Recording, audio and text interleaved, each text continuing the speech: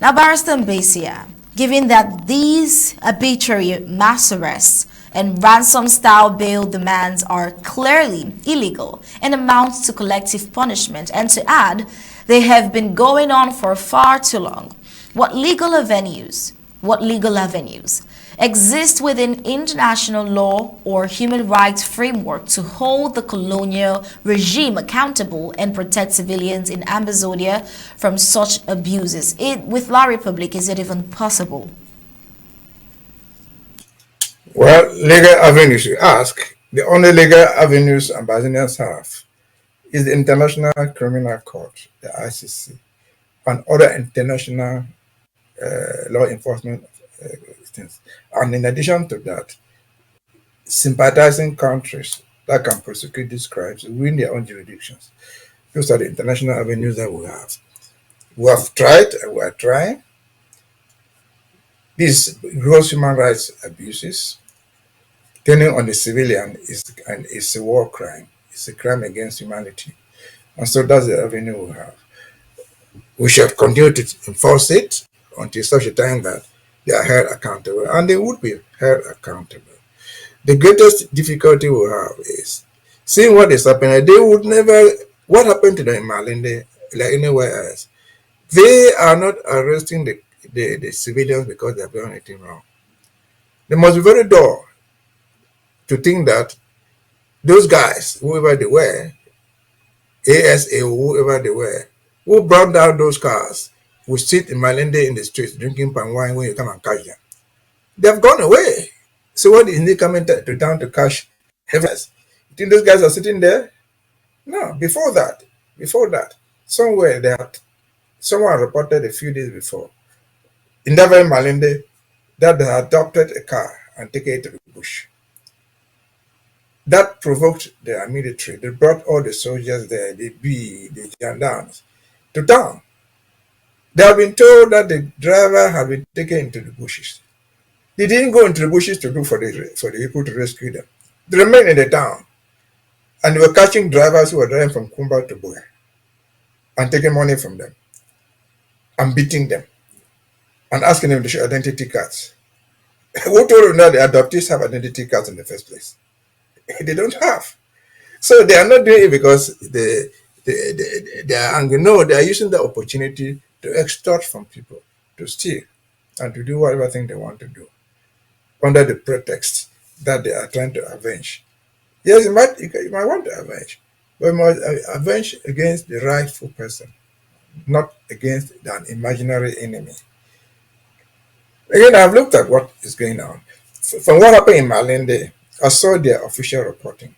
They reported that when they adopted those guys in Malende, when they killed those guys in Malende, I'm sorry about that, there's 7 of them.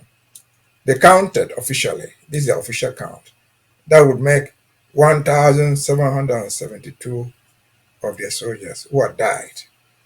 If you add those new ones, the 7 or 9 that came in that record, it will take it to 1,800. That's their official count, which is perhaps reduced by 50%. In terms of military, talking military-wise, what does that represent? The 1,800 or 1,700 represents at least 6 battalions of a regular army.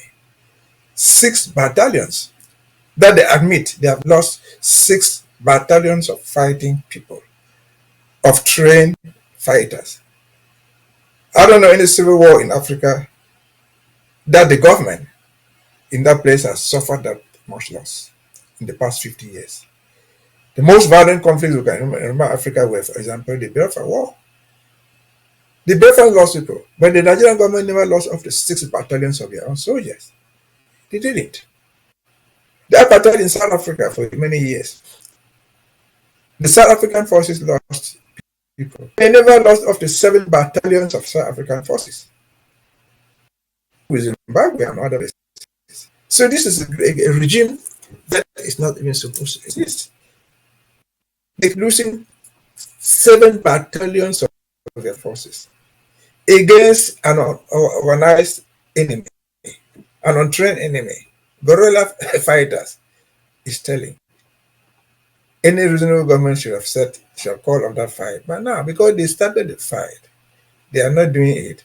They don't care how many of the us die, talk less of how many of ours die. What they care is what they get out of it as profit, extorting women from the streets, getting small money from everybody, having free sex in the name of rape, and so on and so forth.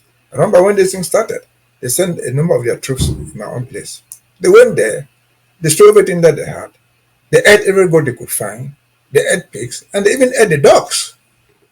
They caught the dogs and the cats that were there and ate. Yes, you might be surprised. That might be a very precious. Dogs are some precious meals for some people, and cats. I mean, just to indicate how poor, how criminal these people are. And they are still fighting on, thinking that they will win. After losing, in their own words, at least 6 to 7 battalions of their own forces dead, and they want to fight. How these people who are running for president, like in the last segment, they have these figures, and they think twice. Where in Africa has somebody, a regular army, lost so many battalions to a small fighting force, and you still think that is something you can ignore? No. Military strategy doesn't even allow that. 7 battalions by their own figures is too much. But they are not doing it, they are doubling down. Once they have an occasion, when the occasion arises, they go there. And they use it to extort money from people. Because first and foremost, those guys who even die, they are not even trained there. Among those guys who died in the Malende was a young boy, 18, 20 years old, who had gone over crash training for 4 months, and he was put on the war front. Of course, the consequence is there, death. It is there very Moyuka in the Mafia Road there, where Moyenge, where the two are this colonel, this young Bakuri boy, small boy. I'm told that he comes from somewhere in Boyere. They killed him. So still by an explosive device, they blew them off. So where are these children's where is their own future? Why are you fighting this thing that you cannot win? You fight wars to be decorated for the pride of fighting. You don't fight wars to be given posthumous decorations. No. People have to live to the reality. But as far as Ambazonians is concerned, I can say emphatically that we are winning. They are taking the toll. The toll is heavy on them in terms of money, in terms of human resources and other things. And so that's what it is. That's what it is. That's all I can say about that. What brighter days ahead? Over to you.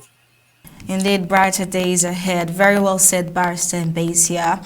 I mean, at this juncture, would have to let you go. I want to say thank you for joining in. We enjoy you shedding light on these critical issues, your perspective, always bring insights to the newsroom. Thank you for joining in, Barrister Mbeseha. Thank you for having